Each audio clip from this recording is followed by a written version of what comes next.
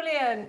Well, thank you so much, everyone, for joining us. I'm super excited tonight because instead of doing a presentation where you guys look at a PowerPoint, I thought it would be more fun, or we thought it would be more fun to do it this way on Zoom so that we can actually see each other's faces. And I don't know whether you guys are on gallery view or speaker view, but it's quite nice to see everyone. So that would be gallery view if you want to. There's a couple of pages of people, which is very nice. So thank you all for joining us. It feels like a long time actually since we did a webinar / training online. So we're excited to be here, and I'm not at all rusty. Not at all rusty. Just for those of you guys, I can see lots of people who have trained with us many times. But for those people that don't know us, I'm Emily, and I don't know whether on your screen to my right is Hannah, who's been chatting. There we go. She's making big wavy arms. Then on my left is Joss, who also works for the Training Barn. You probably received various messages from Joss. And she basically, if Hannah and I give up halfway in, she's going to take over, okay? You didn't know that, but no, she won't. So she'll be there, and Hannah's on tech. Joss is kind of keeping check on people needing help getting in and questions and whatnot. So what we're going to do is everyone will be on mute for now while I start talking, and then I always like to teach and for it to be quite interactive. So if you guys have got questions as we go, either put your hand up or shake a leg or press the chat. However you want to get our attention, you can do that. So I think there is a chat box at the bottom. Hannah and Joss will keep an eye on it. So if you want to put your questions in there, that's fine. If you want us to unmute you and you can ask the questions, that's fine. And I will be asking you guys lots of questions as well. So sometimes we'll do hand signals. Yes, thumbs up, down, no for thumbs down. And then Hannah's going to, at the end, we'll just spend 5 minutes telling you about lots of training that we do offer. And then after that, we'll have another open Q&A. So if you've got more questions, then we can carry on then. So my favorite subject being a £5,000 photographer. So those of you that have trained with us will know that Hannah and I believe that photography doesn't have to be a struggle. We have both created careers around our photography, and we pay our mortgages and pay to go on holiday and for our lifestyles as for just via our photography. So we don't have other jobs, and we wholeheartedly believe that many of you can do that too if you really want to. Now, it can be a struggle for photographers. We quite often hear in the industry that people are making average sales of £250 a shoot. And in our honest opinion, unless you're doing hundreds and hundreds of those, you're not going to be able to pay your bills on those sort of sales. So over the last 20 years, Hannah and I have refined the way we do business so that we are attracting high paying clients. So what is a £5,000 photographer? So I want you guys to ask yourself, at the moment, has anyone sold £5,000 worth of photography to one single client, or from one single shoot, or over multiple shoots? Who can you just put your hands up if you've hit that number of selling £5,000 worth of your photography? Okay, good. There's a couple of you, but not so many. Okay, so it's a fairly way out there number, right, at the moment for some of you guys. Can I have a show of hands? Who's never sold any photography at all? Okay, we've got a couple there again. Fine. Okay, so there's a hell of a jump from selling nothing to 5,000. But we, both Hannah and I and Joss, have incrementally increased our sales average.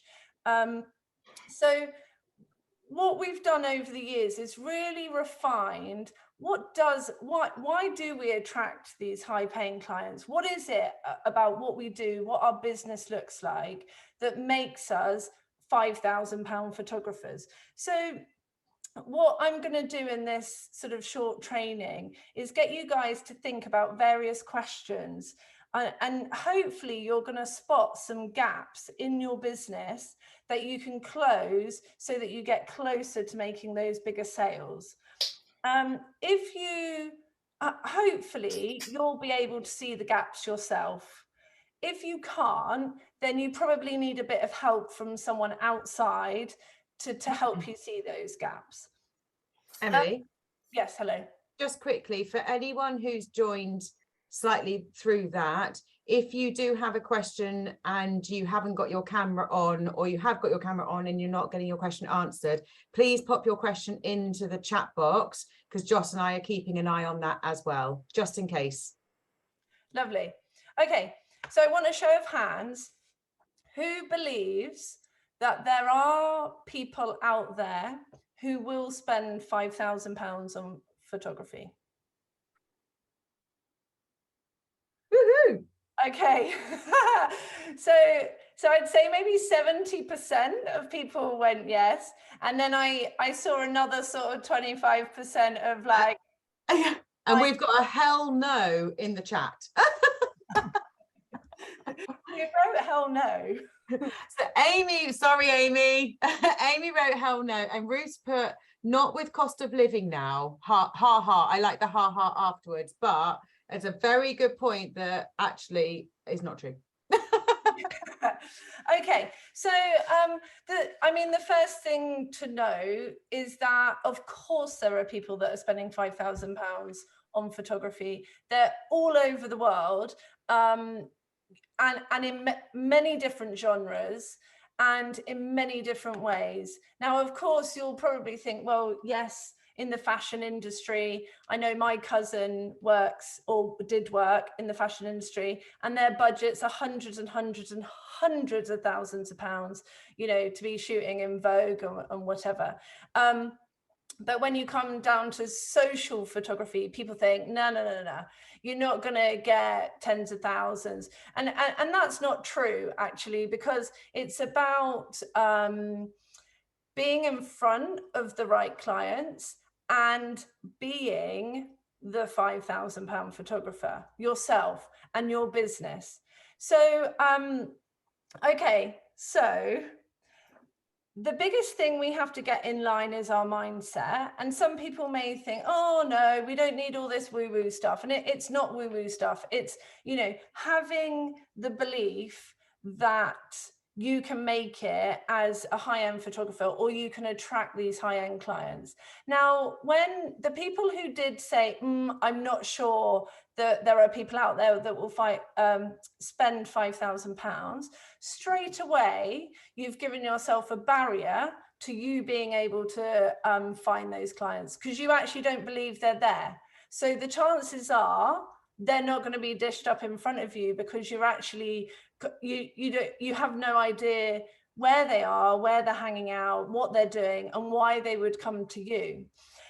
So I want to ask you the question, does anyone feel like they are a £5,000 photographer, but are just not getting the clients? Do you guys feel like you're everything a £5,000 spending client could possibly want? Liz, I saw you put your hand up, and I'm going to make you. Come on. Oh, so you, so sorry, Liz. Liz, if you unmute yourself, Liz, we'd love to hear from you. Okay. Yeah. Yeah, okay, I've unmuted myself. Yeah, I think there's probably a few adjustments I need to do myself to get there. I know I mix with a lot of the people and I do a lot of work with stuff. It's just pushing that a little bit more further out there. So I'm quite confident to go there. Okay, good. Yeah, so you believe that there are people out there? Oh yeah, definitely. Yeah. Oh God, there is. Good. Definitely. You believe that your work is worth £5,000, so that you very much so. Good. Okay. Sorry, you go first. I was just going to say, so what you're struggling with is actually finding those people. A few refinements I know that need to be done in order to get there. I've had a couple of publications as well recently, so that's good. It's just marketing more in that sort of area. So. Okay. So I know I've got to work on it. Well, like we all do, all the time. Okay. All the time. So what I want you guys to think about is what your business currently looks like. Now, if we're honest, a £5,000 client is going to want to be in a five-star business. Okay, so if you ask yourself the question, is my business 5-star? So we could broadly answer and say, yeah, I feel like I'm a 5-star photographer. Well, actually, what does that mean and what does it look like? So let's think about this. Your website, just off the bat, who has a 5-star website here? Okay, we've got, sorry, AJ, Jane, Nicola. Is that okay? Nearly there. Okay, so a couple of you feel you have a 5-star website. What does a 5-star website look like? Does anyone want to actually? Who said that? Jane, Raina. God. Okay. Tell me what you think a 5-star website looks like. Okay, can you hear me? Yes. Okay. I suppose a 5-star website, you have got to be taking photographs. The people who are spending £5,000 have got to see images immediately that they think, yeah, okay, I can connect with those. Those are the sort of images I want on my wall. Yeah. So your website has got to show that very clearly. It's got to be, I would say, quite simple, pared down, easy to navigate. So if they want questions answered about anything to do with how you operate the shoot, they've got to be able to find it easily, I would say. You've got to be ticking all the boxes for them without them having to faff around, is one thing. Thinking off the top of my head here, Emily. Yeah, great. Great. I wanted to add in that your images have to be very powerful. So if you look through your website and there's more than, say, 20 images, I would start to question the impact of those images after that point. And if you were able to look through your portfolio and pick out your weakest ones, that's where you'll be judged. So your weakest image on your website is where people will look. So even if you have that, fellowship image right on the front page, if you get a little bit further in and the images become weaker and weaker and weaker, then that's where you'll be judged. I certainly, when I had my previous website, I only had 15 images. Was it 15, Hannah? Yeah. 15 images. And Emily's talking about her portfolio, not the entire website. Yeah, so on the portfolio section, you don't want reams and reams because they get weaker and weaker as they go. None of us can produce,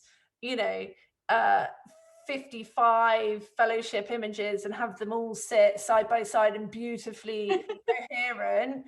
I'm very pleased we got that recorded, that Emily Hancock just said that she hasn't produced 55 fellowship, because I think that's the first time in 20 years, because normally she'd say, well, I can. Well, to be fair, I was thinking that in my mind, but I know you so well. Right, so impact of images, usability, clean, uncluttered, as Jane said. Anything else about a 5-star website? Who feels like they have all those things already? Usability, clean, uncluttered, very pared down portfolio, a portfolio that connects straight to that client. They can see themselves in it. We had one hand, Alicia. Good. Okay, so have we maybe spotted some gaps in our website? Do all you guys feel that you therefore don't have a 5-star website? Yeah. Okay. All right. So that's just a tiny weeny bit of our business, isn't it? It is the door in on many cases, but actually there's many other ways that clients come to us. And I'd say there's a smaller percentage go straight to your website and through. So what about social media? Do we feel like our social media presences are 5-star, or are they a bit erratic? Are they don't really know what we're doing here, Joss? So I know we have some training barn members who, let's say they're of the younger generation, I'm counting myself out of this, they're way younger than us, that love social media, they're bang on it, and their social media accounts are absolutely amazing. But I would say anyone that's over about 25 struggles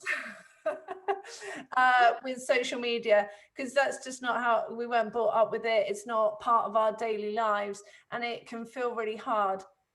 But what we do promote here at the training Sorry, the comments. Oh, really? Is it? Imogen says, speak for yourself, Emily. Alicia, as I know her, says non-existent social media presence. I'm 22 and I suck at social media. So it's under 25. I'm very lacking and weak spots for a lot of people are saying. Yeah. Imogen, in fact, is the one person I was thinking of that I think is pretty good smashing on social media. But what we do promote here is that you don't have to do it daily, because Hannah and I have not built our businesses on social media. It's been sort of the old school way in terms of actually building relationships with people in person, be it through influencers or shows. But we would suggest that whatever social media you do, you do it really well to a 5-star standard, and you're consistent with it. And if that means only one post a week, that's fine, because over time that builds. But if you are visible on social media in any way, decide whether that is 5-star or not. Is your Facebook page currently 5-star? Can you go in and check out what bits are you missing? Have you actually utilized Facebook with all the albums, and what are you showing on social media? One thing that Hannah came to me with many years ago is a Facebook page that was full of eventing images, but she did not want to do eventing. She wanted to do portraiture. And I said to her, delete the whole lot, get rid of them. She's like, oh, but they're really nice. They're like nice photos. And isn't that gorgeous of that kid and whatever it was. It doesn't matter, because it's not speaking to the client she wants. So think about your social media and where are the gaps there. In your marketing material, who currently has brochures, welcome brochures, style guides? If any of you have been following us, I know many of you have, but if for those who've been following us, you probably do have brochures and whatnot. Can I get a show of hands who? Okay, cool. So there's some of you guys sort of without brochures, be it in print or digital. Who feels that their brochure sits 100% in line with, one, being a 5-star photographer and a £5,000 photographer, 2, with their website, 3, with their portfolio, 4, with their social media, and does anyone feel like those three things are all 100% 5-star? There was no gaps in them. Okay, no, I don't think I can see anyone that's saying yes. I got some good comments. Have you? So like Imogen's put, I think so. Imogen also said she gets so many lovely compliments on her new welcome pack, which is lovely. If we put all this effort in, it really does make a difference to your clients. Okay. Yeah. And what about, does Imogen feel that her brochures match her website? We'll just wait, Imogen. Yes, yes, it does. Good. And does that match your social media? Yes. Good. And does that match your portfolio? She's putting laughing faces. Hang on. Yes. And guess what? Imogen's just finished our 1-year training course. Yeah, and she just put thanks to you. It's not planted in any way, shape, or form. Yeah, we've got some good comments. Let me know when you're ready for a couple of questions. Yeah. Go for it. Okay, I'm just going to scroll back up because I don't want to miss any. Amy had a very good point on social media. She said, not consistent. I focus on British eventing and so tend to upload to social media in bulk following an event. Not good and feel like I'm flooding Instagram. So I think probably, Amy, this comes straight back to Emily's point from me. When I was getting lots of eventing work and said, I don't want eventing work, Emily said, well, look what you're telling the public. So if you do want to concentrate on portraiture, it's probably best you don't flood your social media, or you create another account. Yeah, and we have had some of our training clients do that because they still do want to continue the event side, or they're doing other arms of photography, and so they create a separation. It's very difficult to jump from an eventing image to a portrait image and be able to charge the same for them, just because of the industry as it is. You know, at an event, you're essentially photographing 300 or more people in a day, whereas for portraiture, you're photographing one person or, you know, a family for a period of time. It is the whole day's work. So yes, you need to work out first and foremost where you want to be a £5,000 photographer, and if that's portraiture, that's what you need to show. Leading on to Anne's question, read the website. I have been doing pet portraits early stages and I would like to do more equine, so not a lot of content yet. I wonder if mixed will not work either. Happy for any advice. So I'm guessing pet portraits includes, correct me if I'm wrong, Anne, dogs and things like that. So you're wondering whether the two would go together on the website. So we have this quite a lot. Some years back, I did weddings, equine, and families, and I merged them all together for a while. And that was okay. I was getting business and that was fine. And then I decided to split them up into 3 separate websites, 3 separate social media, and that nearly killed me. I couldn't do all 3 well. So I think there's a way around it where you can have this landing page that has to be beautiful, has to be very, what's the word? Very, oh God, Hannah, what is the word? Very impactful and elegant and simple, that says, do you want to go here or do you want to go here? And then they split off. And then if they click, I want to go equine, they go through to equine and that's all they see. If they want to click family pets or families or whatever it is, they would click there and that would go to a 5-star family website or pet website. So I think you can get around that now, not having to completely split things up. Yeah. But I would always make your majority income share the one that you show on social media. If you want to make the most out of portraiture, then that's what you want to show. Yeah. Alicia's just asked if we could recommend any websites to develop brochures and print them. Shall I just take that quickly? So Alicia, as far as designing is concerned, you could do something like Canva or use something like Creative Market. When it comes to printing, your supplier should also be a 5-star supplier.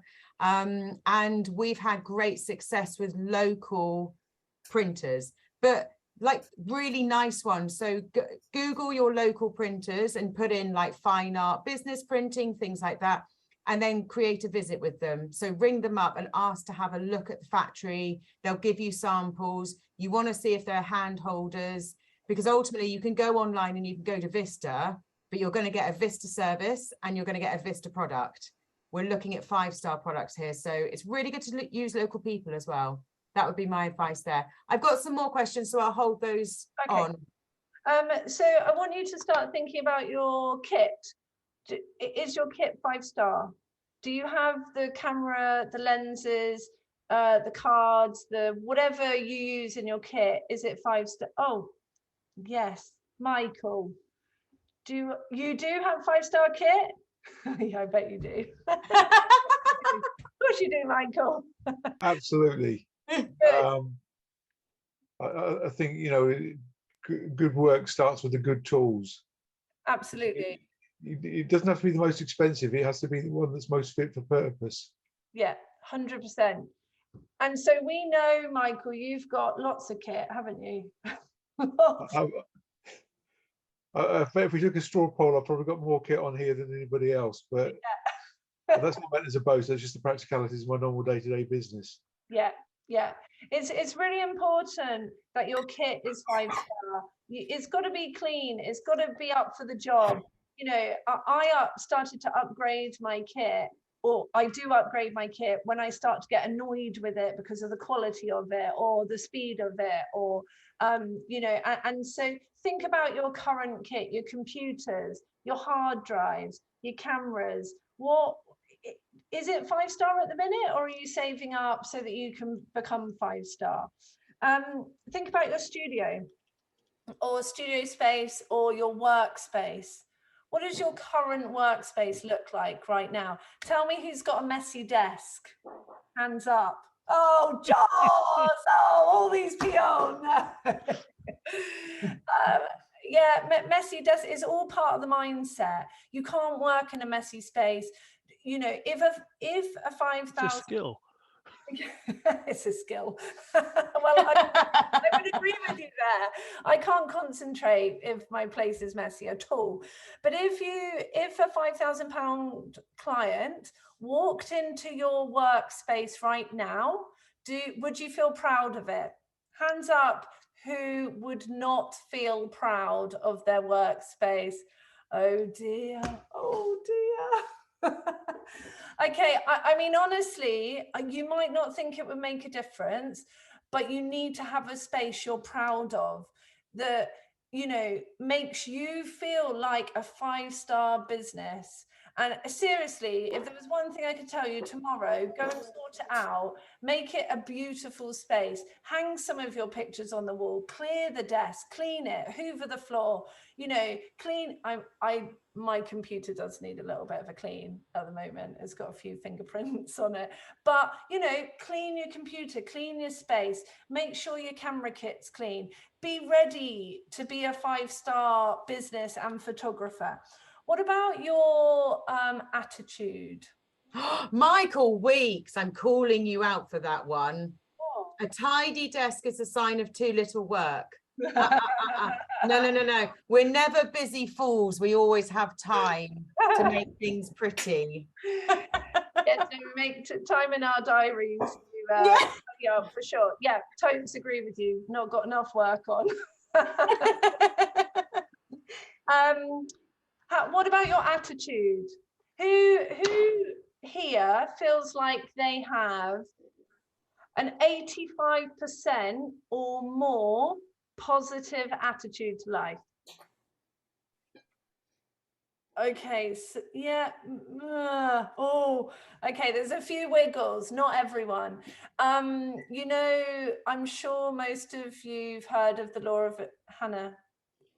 Sorry, Nicola just said, luckily clients don't come to my workspace, and I just needed to point out our workspace is for us to fill 5,000. Yeah, that's yeah. Okay.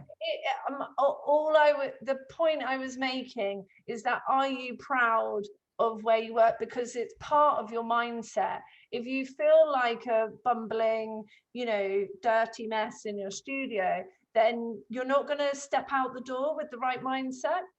So talking about attitude, positive, Hannah? Sorry, Imogen put apart from when psycho grannies are around. Yes, okay. Imogen's had a psycho granny client. yeah, not her granny. No.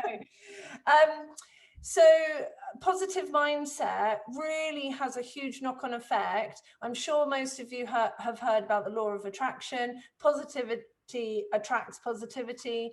And if you have got the right positive brain on you and feel like there are opportunities out there for you to go and grab, then you will be able to create more opportunities for yourself, because you will feel better about yourself, you will feel better about the world. And I know when we all watch the news on repeat that things can seem very dark and, you know, unfair and dull and horrible and all those things, but we can't take that into our business. We have to wipe our minds clean and really put 100% into being 5-star. What about appearance? Who feels like they dress up? And you know, the version of a 5-star photographer that I have in my mind will be very different from all of you. Who feels like they dress up and present themselves as a 5-star photographer when they go to clients? Yeah. Okay, good. Got a few hands, some people not. So you need to think about that, because these 5-star, £5,000 clients, high paying clients, whatever, they're used to a certain level of service and luxury and experience. They're used to that and they expect that because they're investing a lot of money. And so you need to think about those things. So think, how many gaps have we found? A few in there? Just a couple. Just a couple. The point of this is to make you think about your business as a whole. It actually would take days and days for you to really think about everything. You know, from the tone of your emails, are they 5-star? Do they speak to a £5,000 client? I don't know. Maybe not. It would take a long time for you to look through every single part of your business and find where the chink in the chain is. That, you know, 5-star clients might be falling through those gaps. Oh, great question. Joanna, you get a gold star. Joanne says, what does the 5-star photographer look like in your head? Okay, can we unmute Joanne? Oh, Joe. There is unmuted. There she is. Hello, Joe. Hiya. Okay, so what does a 5-star photographer look like in your head? Well, I asked you first. Good answer. Okay. I'm just going to shut my eyes for a second, and remember, my vision will be very different from it may be or may not be very different from everyone else's, and there's not really a right or wrong answer. So my vision of a 5-star photographer is someone who's very confident, someone who stands tall, who has the nice kit or good kit, who knows what they're talking about, who has creative flair, who serves their client. I want to say like their royalty, but that's not quite what I mean. I mean that they do everything that their client could possibly want before the client knows what they want. And the biggest thing about that 5-star photographer is the confidence they walk around with. Even when in their mind they're struggling and not knowing what to do. That's my vision of that's my version of a 5-star client. I can't remember quite what I said, but it was something to do with confidence, standing tall. Joe said, Emily, I think you're describing yourself, which is absolutely right, because Emily is a but I think also you can narrow it down to what footwear are you wearing? Are you turning up in trainers that might be falling apart, or have you purchased a nice pair of long boots or nice wellies, to go on a yard so that you're part of the team? Is your car clean? Is your kit clean? Is there straw falling out of your back seat as soon as you open the door? You've got water bottles falling out as you open the front door. So I think it's everything. So Joanne, Yeah. what do you think now? So I suppose in my head, when you asked the question, I kind of was thinking, oh, do they have is it Fair, and I don't even know the brand, but the really expensive boots, the riding boots, and Fairfax and Favour. Yes. So I was thinking, was it, do you have to dress like that almost? No. I think from your description as to what you were describing, I think I come across like that anyway. And I wouldn't want to be intimidating to people by, dressing up or overly, posh or whatever. I don't wear Fairfax and Favour boots. I don't think actually any of my clothes are branded. I do dress to my style, but that fit in with an equestrian feel. So I think there's a distinction to be made between, you going out and buying a £500 pair of boots and a tweed blazer or whatever, and actually just what I think I described is more of a feeling, is believing that I am a 5-star photographer and having the confidence to deal with my clients. If you look at, say, Gucci, and if someone walks into their shop, how are they treated? How are those people? They're treated, they're given the top level service, and I want to be able to do that as a photographer in the middle of a muddy yard. But I want to have that confidence to walk in, know what I'm doing, even if I don't know what I'm doing, to be able to serve those clients in a way that luxury and quality are at the top of the ladder.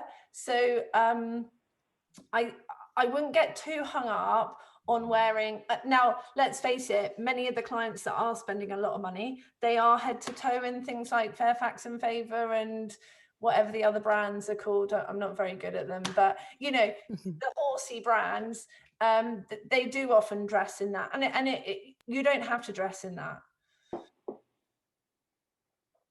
No, that's perfect. Yeah, I don't dress in those anyway, but I do have smart boots and kind of turn out, make myself look presentable and then come across very, I think, calm, but also professional.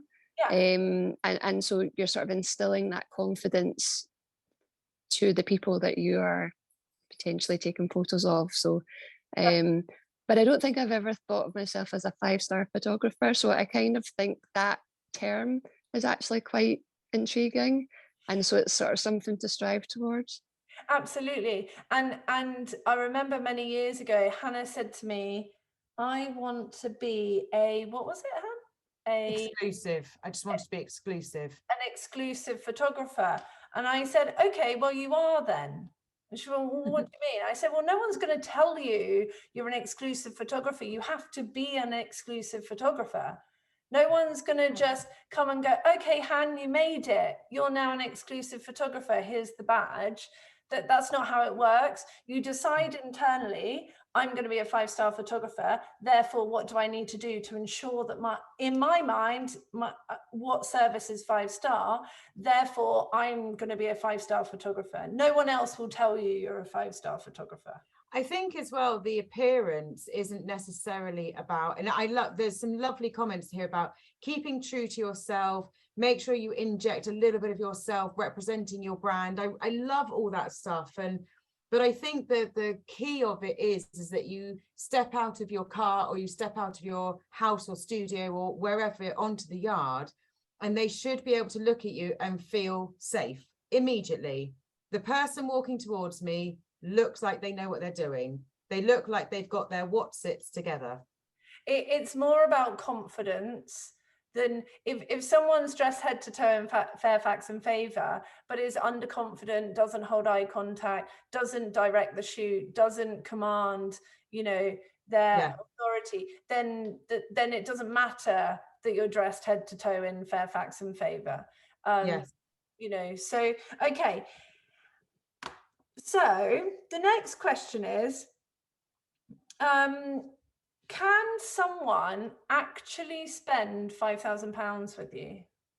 From your current price guide, does someone have the ability to get up to spending £5,000?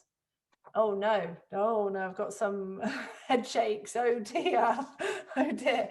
Okay, so the biggest thing we see is people putting barriers in the way of someone actually spending £5,000 because their price guide does not allow it. And really, how crazy is that? If we think, I don't know whether any of you guys have had clients who've spent £1,000 or £2,000, £3,000. Those same clients all have the ability to spend up over 5,000. But if you're not actually allowing them to do it, then how are you ever going to be a £5,000 photographer?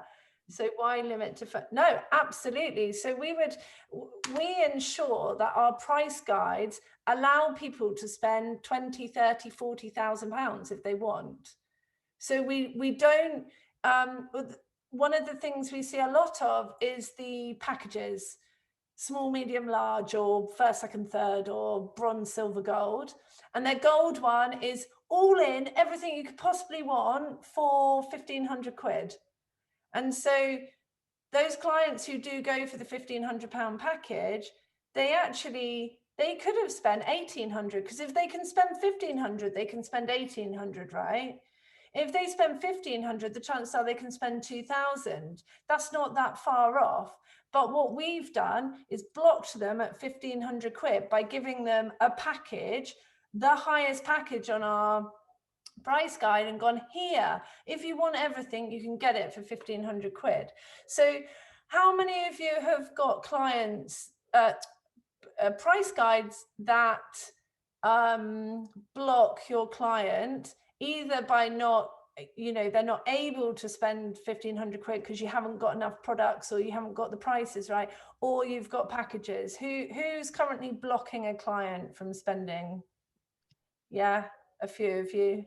Okay, so you need to look at your price guides, and can someone volunteer for me a price guide and tell me what is a client going to get for £5,000 from your price guide? What about you, Philip? As you're not on mute. If I'm your client, how do I get to £5,000? You'd probably buy 6 40 by 30 acrylics. Okay, nice. So you've got the option there. Someone can do that. Oh, yeah, I mean, no one's ever done it. No, yet. Yeah. No, okay, but the big acrylics priced at £950, I think. Okay, nice. But I do have a package. Okay.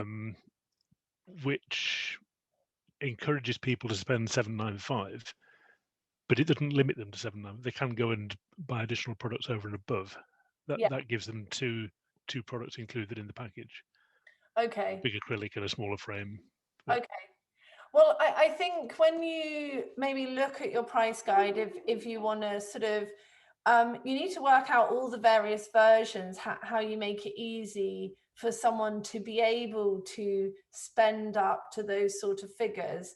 And some of you may find that your packages are blocking. Some of you may find that, okay, so Philip was saying they'd need to spend, buy 6 very big acrylics. How many, so some of our big clients, they do have multiple homes, so that's not off limits in terms of buying 6 very big pieces.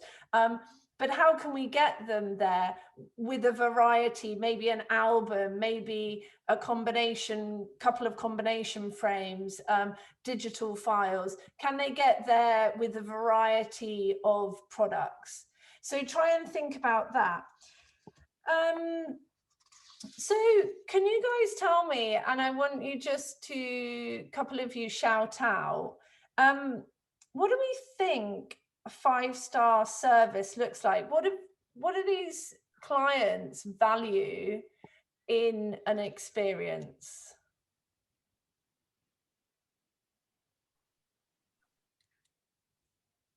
Hannah, you start. I'm so sorry, I didn't hear the question. Not even listening to me. I was reading the. Go on, I got it. What's the question? I'll have the answer immediately. Right. I can't even remember what the question was asked now. Joss, help us out. No, what does a 5-star £5,000 client expect? What do they want from their service and easiness above all. Okay, anyone else got some suggestions? Quality. Yes. Yep. Top quality products and quality service. Yeah, anyone else? Bespoke. Yeah, they want to feel like you're not churning out factory style service or products. Yeah, anyone else? Reliability. Yeah, 100%. They want to know when you say something, you're going to do it. And if then you keep to your word, and more often than not, you try and do better than your word. Yeah. Okay. Yeah. Under promise, over deliver. Yeah. Yeah, absolutely. And they want to love your work. They want to love you. Most of my clients are sort of, if we've got professional colleagues and friendship, they're sort of nearer friendship. We obviously don't cross that line of professionalism, but actually they value really good relationships. When they're spending a lot of money, be it on their, artist or photographer or someone who's upholstering their sofas, they want that connection and relationship. That I found that to be very key. So we've got quality service, quality products, trust in your word, reliability, consistency. They've got to love you and your work. Friendship. You should also have everything taken care of. So no matter what, even if they wanted to spend £30,000 with you and then have it shipped to their new house in, I don't know, Abu Dhabi, you would be able to say, yes, I can take care of that for you. Let me go and work it out. But you're going to take care of it. So tell me, who feels like they've got gaps in their business?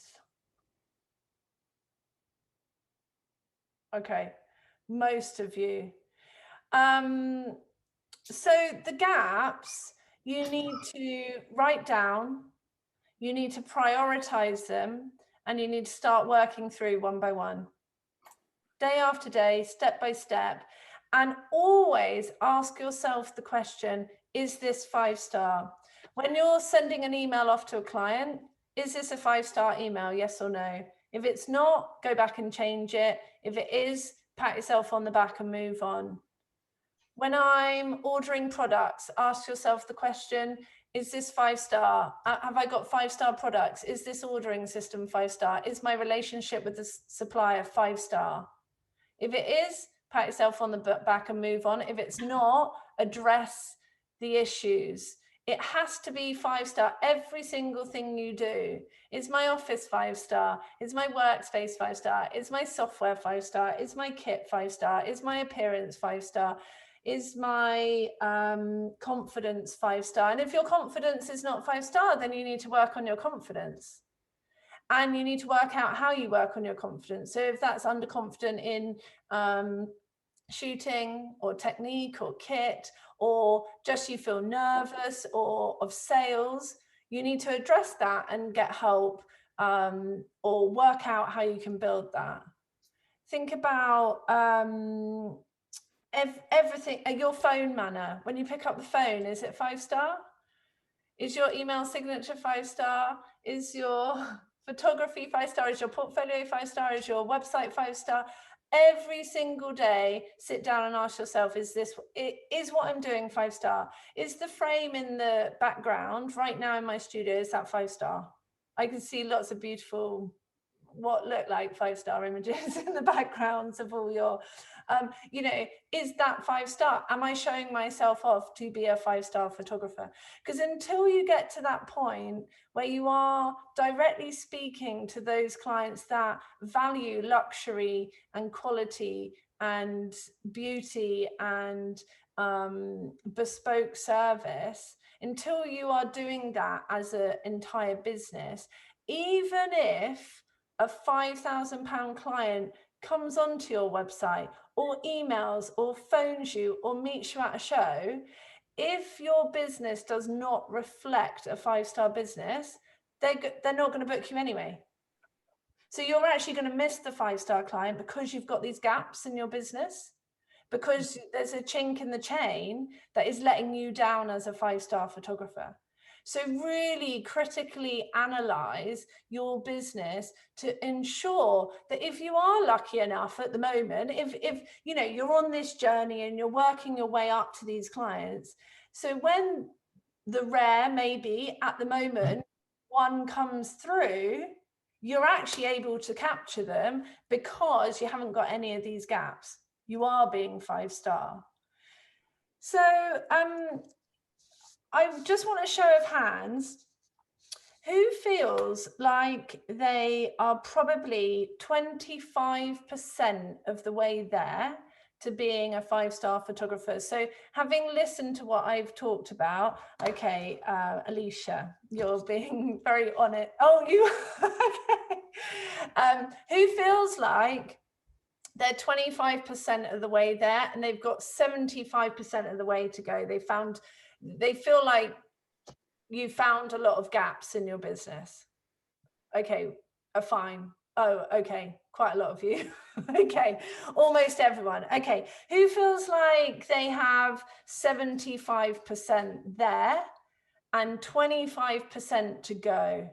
Okay, Liz, yeah, Jane. Okay, so we're a bit closer. A couple of you got to 75%. Does anyone feel like they're 95% of the way and have got 5% to go? I mean, I'm going to put my hand up there. Me too. I was going to do it as well. Because there are always things we can do to improve our business. So I even though we may appear to be 5-star photographers, there's always stuff that we're still improving every day, all the time. So, okay, so basically you've all come on a webinar and now I've given you loads of work. Sorry about that. Okay, so just before we finish up, I want you guys, we did this visualization, and don't feel weird about this. You can either shut your eyes or don't, but just for the next minute or two, I'm just going to walk you through a little visualization, and you've got to get into the zone, really focus on, it's better if you shut your eyes actually, because then you won't be distracted. And I'm just going to walk you through this visualization of you as a 5-star photographer. Okay, so first of all, you're a 5-star photographer and you are driving, you're on your way to a 5-star client's yard. Now think, what does it look like? What does it feel like? What does it smell like? You're driving along the road. Think about your car. Think about how you feel. Think about your kit in the back of the car. What are you driving? What does the road look like? How do you feel driving towards that client's amazing yard? So you get to the gates of this 5-star yard. What does it look like? What do the gates look like? How do you feel about arriving? Are you prepared? Do you have all the gate codes, the buzzers, whatever you need to get in? What does it look like? And you drive in and you park, and who comes to greet you? What do they look like? What are they wearing? What does the yard look like? Is it a sunny day? Does it feel warm? Do you feel confident? Do you feel happy? Do you feel excited? Think about yourself standing super tall and being that 5-star photographer. And what are you going to do when you first get there? Think about what that yard looks like. What do the stables look like? Have all the horses got name plaques on their stable doors? Are they all in gold? Are they all matching? What sort of horses can you see? Are they race horses or dressage horses? Just keep looking around that yard as you walk around and feel what you feel as a 5-star photographer. Think about your confidence. Think about the way you're walking, about the way you're standing, about the way you're talking. Go and get your kit and let's start the photo shoot. Think about being creative and using beautiful locations and visualize the beautiful fields and the stable block and the amazing silhouette photos you can get, the portraits, the horses loose, whatever it is you feel is 5-star, visualize that photo shoot happening. And then what do you do at the end of the photo shoot? Are you having a cup of tea? Are you sitting in the most beautiful tack room with your client and their grooms, maybe the family, and you're having a conversation and it's light and it's funny and everyone's on a high from having such a wonderful experience with you. And everyone's loving you because they've loved the experience. And when you leave, are they hugging you? Are they shaking your hand? How do you feel? Are you excited, elated, exhausted, feel like you've done an amazing job? And you drive home and you walk into your studio where you download the images and you back them up and you're organized. What does it look like? What does it feel like? You're processing the images. You're super proud of them. They ooze luxury and quality. And you're preparing them for the viewing, and you have a studio space that you're showing the images, and your clients come to the studio. What does it feel like? What does it smell like? What does it look like? Are there flowers? Is there music playing? Are there cookies or chip and dip? Is there alcohol or champagne or soft drinks? What's the experience that you're giving to your clients? How are you feeling? Are you confident? Are you excited about the money you're going to make from your photos? And you sit down and you go through the viewing, and are people crying, happy crying, or are they laughing or smiling, or are they excited? What's happening in the viewing? And then you're taking the order and you're showing off your 5-star products. How does it feel? People are telling you how amazing they are and that they want to purchase. And then you take the order and you say goodbye to your clients, and are they hugging you or shaking your hand? What's the experience? What's the relationship? And then you order your products, they arrive at the studio, they're beautiful, they're the highest of luxury and quality, and your clients receive however many frames or albums or digital files. And what's the end result? How do they feel about those? Have they entered into your circle, your inner circle of people who will forever recommend you? And how do you feel about that entire job? Confident and happy and excited and knowing that they will be repeat clients. And if they're not repeat clients, they'll be recommending all their friends to you. So I just want you to take a really deep breath in and feel the confidence of being that 5-star photographer and visualizing everything that 5-star photographer is for you. And then slowly, if you open your eyes, for those who have them shut, take a deep breath, and hopefully I always channel that 5-star photographer before I go on my shoots, because in that in that visualization, what I just imagined was the most glorious yard, the most confident photographer. I knew exactly what I was doing. I was utilizing all the amazing locations. I was confident and creative, and things went exactly the way I wanted them to. And my clients just loved the experience, but they loved the relationship they also built with their photographer, me. And so to do that, I you know, if you can channel a little bit of that energy into every time you go for a shoot, or when you sit down and decide what a 5-star photographer is for you, then hopefully that will help a little. So I love that so much. I love the visualization. And it didn't look, sorry. Go on. I was just going to say, I've never yet come across the yard that I visualized. I also love that if anyone does watch the recording back, which lots will, then we've all just joined a cult, clearly. All just closed our eyes and listened. So over an hour, which is fairly standard for us. Absolutely hopeless. Always. I've got a nice list of questions. Cool. However, before I go to these questions, Emily and I have had to whittle down what we can offer for the next 6-8 months of training, because both of us are still catching up from COVID clients. Our diaries are looking a little bit insane. So I'm sure you will follow the Training Barn social media and website, but we've got a 3-day commercial course coming up in September, which I know quite a few of you have booked onto. So I'm looking forward to all seeing your faces. It's a brand new course, and it's because it was requested so many times. And Emily and I have always shot quite quietly, but for commercial clients in the background, while we also fulfill private clients. And actually they do book quite regularly. It's a nice regular income. It can be pretty easy, I want to say. Commercial shoots can be very difficult because they can be very creative, but they can also be turn up, you've got a brief, you've got the model in front of you, get your shots, take them, get them edited, send them, and they take care of the rest. So a little bit different to portraiture, but we've got a full 3 days where we're walking you through everything to do with commercial photography. That does include storyboarding it, mood boarding it, connecting with those clients, and how to deal with those clients. So that's coming up in September.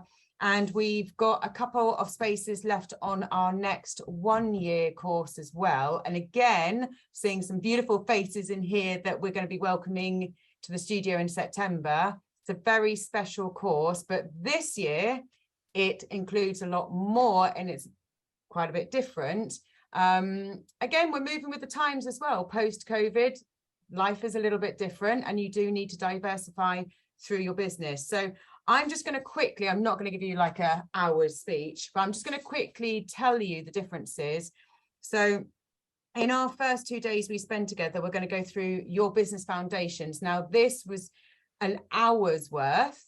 We have a year's worth of content like this, but we start from the foundations of your business. We grow you up like an acorn into a tree. So we want to make sure that you get everything right from now, because you don't want to be going back after you finish the year and say, oh, well, I don't have an accountant. Well, I haven't got a business account for my business, a business financial account, I meant. So we also do photo shoots on every single day that we're together. So that's 12 photo shoots throughout the year. And then the second time we get together, we're going to be concentrating on portraiture.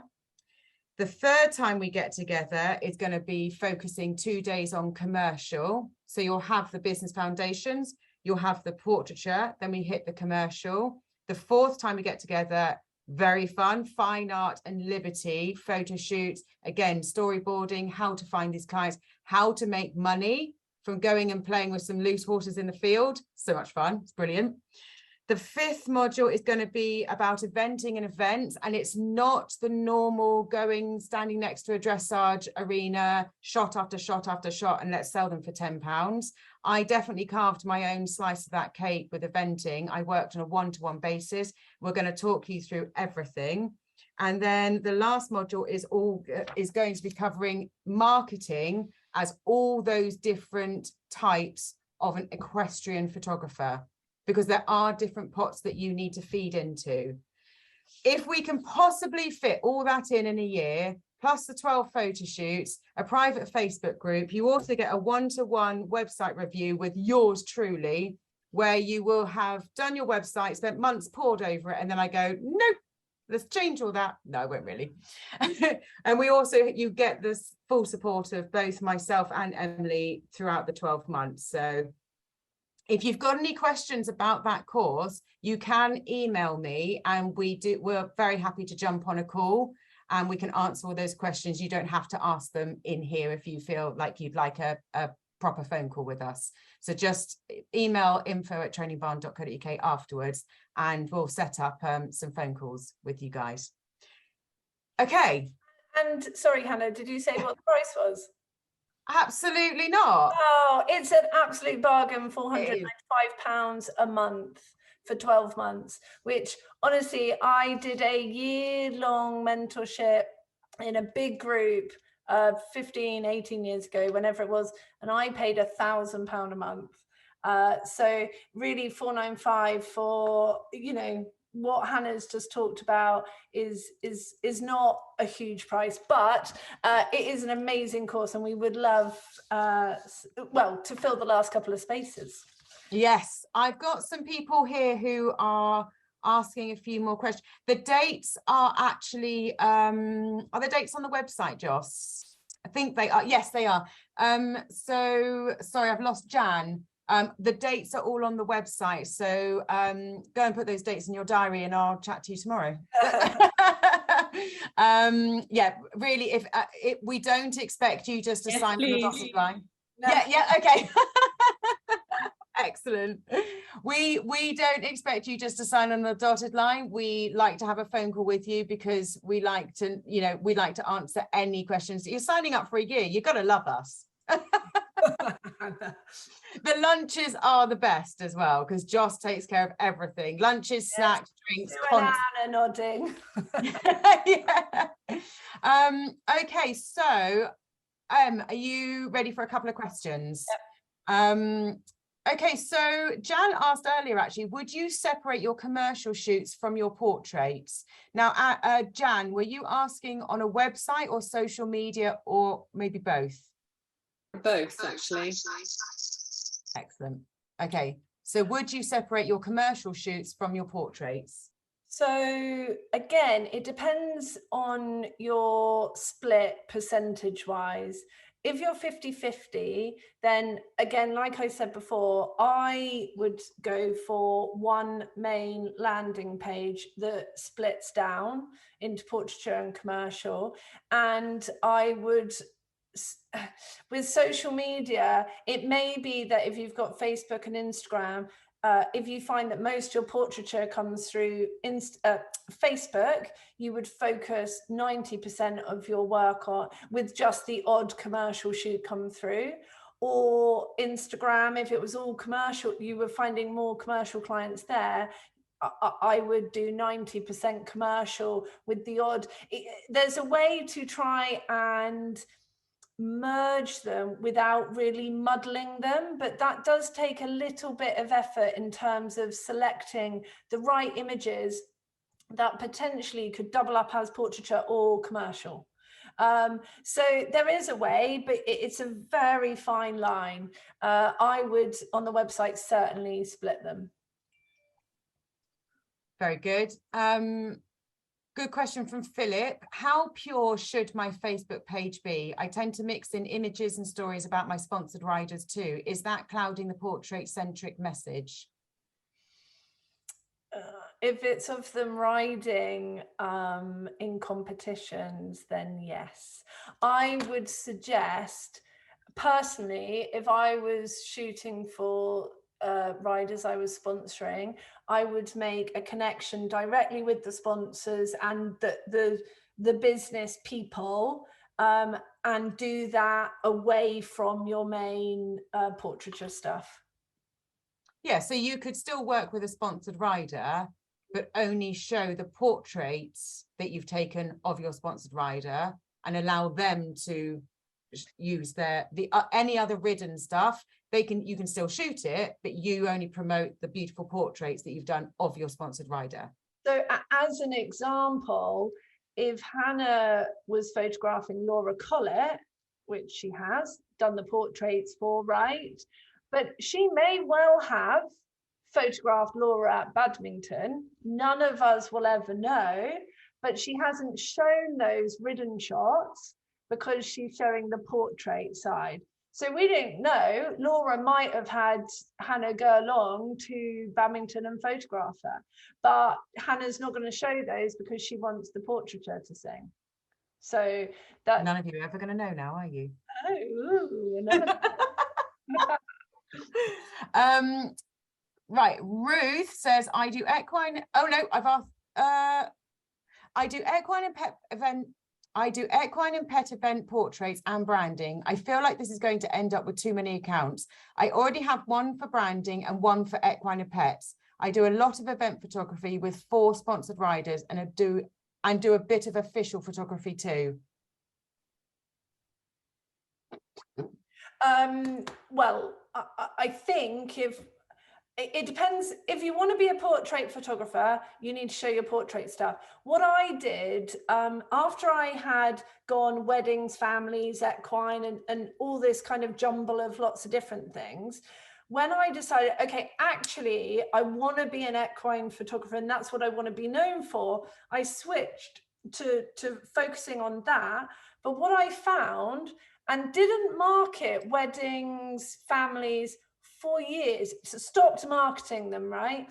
But for 6 years with no marketing, I still had inquiries and I still did those jobs.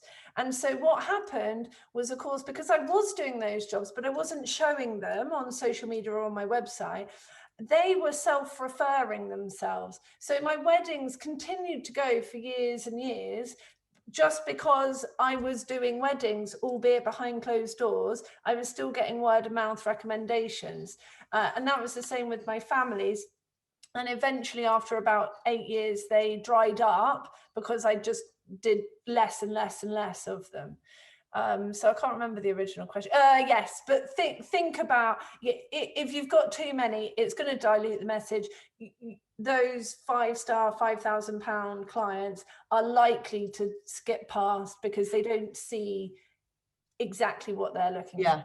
I think what you can be clever with branding or commercial photography is if you work exclusively with equestrian brands and you still photograph them in a portraiture lifestyle design, you can mix those into your portraiture gallery. That's exactly what I've been doing, is specifying on pet and equine brands specifically. I think that does work because the story's still the same when you land on it as a £5,000 photographer. It's when you've got a picture of hoof oil, okay, so it's literally just hoof oil on a piece of concrete next to a portrait that you'll cost someone £1,000 to have framed. The two just smash next to each other. Cool, good. I love Anne's comment of, she even got her husband to make a matching dog bed to match her desk and cabinets. That is excellent. I had to tell you that one, Em. Is that Anne? No, that was Anne. I hope I get your name right. It's Anne Swindles, but maybe. Okay. No. So good. Sorry, Anne. We'll just Anne. Philip asked a good question. Do you feel that physical appearance is important? I think physical appearance is important for yourself. So, like I said, it doesn't really, it's about what you feel confident dressing in, what makes you feel like a 5-star photographer, so that you can get out your car and present yourself as a 5-star photographer. It's not what the person thinks, it's how it makes you feel. So if I do turn up to a client with a hoodie on, I know that if I go to work with a hoodie on, I feel like I'm in my Sunday sloppy clothes. So I do my level best, even when I'm having a bad morning, not to go to work in a hoodie. When I know I was actually meaning beneath the clothing. Oh. Bit of a dangerous territory, possibly. Love it, Philip. I don't understand the question. What? Okay, I'll answer it, Philip. I feel it doesn't matter top to toe what your hair looks like, but if it's the best version of your hair, so as long as it's not sort of, you know, greasy, if you've washed your hair, then that's the best foot forward. Yeah, I'm doing a sort of mental comparison of myself with people like yourselves, where let's be honest, I'm 60 something, overweight, and I'm comparing myself, or people will be seeing me versus you. Am I at a disadvantage? I don't think so at all, because people fall for your vigor of this industry. If you can speak to someone, it's your confidence. Yeah. If you can step out onto a yard and be confident in your creativity, your service, everything that you're offering a client, then that sums up 5-star.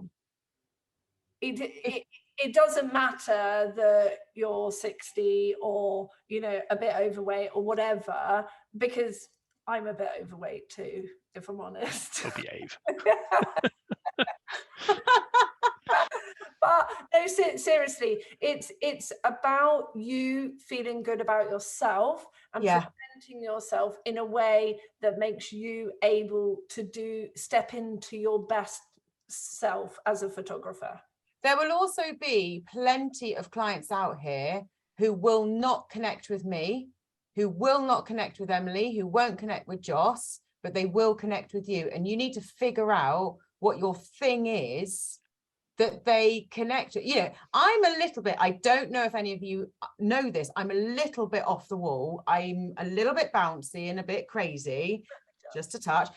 And some people will be absolutely put off by that. That's fine. I'm not going to bend my own personality or the way I look. Emily and I have a friend who she's a photographer and a creative photographer, and she always wears like harems and scarves and like off the shoulder tops, but she buys really nice versions of all that, but she's not going to turn up in a suit for a branding photo shoot. If she was going into a corporate environment, she still goes in her harems and her scarves and her, you know, hairband on, because that's her and that's who they've hired. So you just need to figure out what your voice is and why are people going to like you. Okay. Come on the 1 years, we'll get you sorted. Don't you worry about it. Nice try. Slap that way and you'll be fine. Yeah, I love, and Ruth's comment afterwards is so perfectly timed. She says, I literally bought a top today that says moody cow, always right, never wrong. Perhaps not the right choice. So good. Jane says, and a lot of people have said, thank you for asking this, Jane. What do you think about having your prices on your website? Is it a good idea to reveal some costs, or do you think it's better not to have prices at all and just send out the price list at a later date? So to start with, I would have had prices start from $495 or $395, $295, whatever it was. So just the shoot fee that included whatever. So just one price. But I would say the higher end you get, you need to bring your prices off the website, because you would have phone calls and you would talk people through your service and the experience they're going to get, and therefore then move on to prices. Because the higher up you get, people aren't really interested in price. They actually just want to know what the experience is. and then whatever it costs is whatever it costs. So initially just put prices from.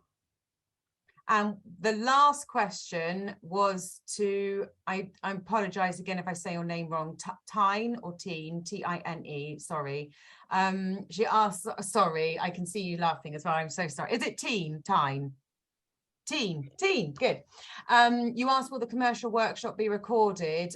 It is an in-person 3-day course. I probably should have said that. So yeah, it's with us in person. You get to spend 3 lovely days with us, but we can't unfortunately record it. That's fine. It's just a bit far, and Devon is starting school, so and husband is yeah. Fair enough. Maybe next time. 2023 will be your year to join us. Yes. Oh, and last one, Jan, do you charge for travel? Yes, so I do, after a 30-mile radius, then it's 45 pence a mile thereafter. So I just add that onto the bill. No client has ever questioned it. Even actually in many cases, there's like a few £100 going on for travel. So yeah. Cool. You set your own radius. So if you want to make it 30 miles or 60 miles or however far you're happy to travel without, but with the price of fuel now, it's really is worth charging, I would. Sorry, there's one more question. Do we have time, Emily? Yeah. From my Felicia, she says, I'm still yet to test frames and albums before I figure out pricing. I also don't want to overcharge, as my experience as a working professional photographer is limited. Whilst I want to be able to charge $4.95 for a shoot at the moment, my business too new. I want to build the pricing up, and remembers I said that I did that too, gradually increasing the shoot pricing. Yeah, so again, it's really down to confidence. We've had some photographer. I went from I went from £95 in the first year to, when I did a year-long mentorship thing, up to 195 or 295, and then I jumped 495, 695. So in versions, and it should just go with confidence, really. I always say to stay sort of 5% out your comfort zone. So if you're like 195, I'm going to sell that all day long, then really you need to go to 245 and feel a bit like, oh, I'm a bit I think I can sell it. I'm going to give it my best shot. And then as soon as you're like 245, easy, standing on my head, whack it up, so that you always feel a little bit out your comfort zone. But for sure, we've had some photographers walk out and start on 495, and because they've believed it and just gone for it, they're selling at 495. Other photographers that I know 100% could be selling at 495 go out and they're like, oh, I'm going to start 295 because I'm just not confident enough, and that's fine. But remember not to stand still. I know wedding photographers that were charging £3,000 20 years ago, and they're still charging £3,000 today. They're becoming progressively poorer because they're not moving and increasing their prices. We're like any other business, we have to put our prices up in order that we can afford our lifestyles and to pay the mortgages and whatnot. So don't let confidence hold you back. Definitely not. Lisa just says, does that always include a product? Always. Yeah, I started off in the early days just doing a shoot fee, and I think I had maybe 2 or 3 comments of people going, what? So it doesn't include anything? And that scared me enough to go, right, I need to sort my price out. And so they've always included, just working out which way my arm, a big 16-inch frame. I'm trying to draw a I guess it includes a big frame, always. Okay, I'm shutting down the questions now, guys. Thank you so much. We're only half an hour over, which, come on, that's pretty good for us. It's all right, not bad. Can I have a quick show of hands? Who enjoyed the Zoom more than a presentation? So seeing everyone's face. Yeah, cool. Okay, good. So Zooms maybe are the way forward. Yeah. But thank you all so much for joining us. We love sharing our knowledge with you all, and we're rooting for all of you to be hugely successful equine photographers, and we're here to help you. We've got loads of stuff going on our website, blog posts, YouTube channel, Facebook, all of that shenanigans. TikTok, we've got TikTok, guys. Have we? Yeah, I know. Joss told me earlier. Excellent.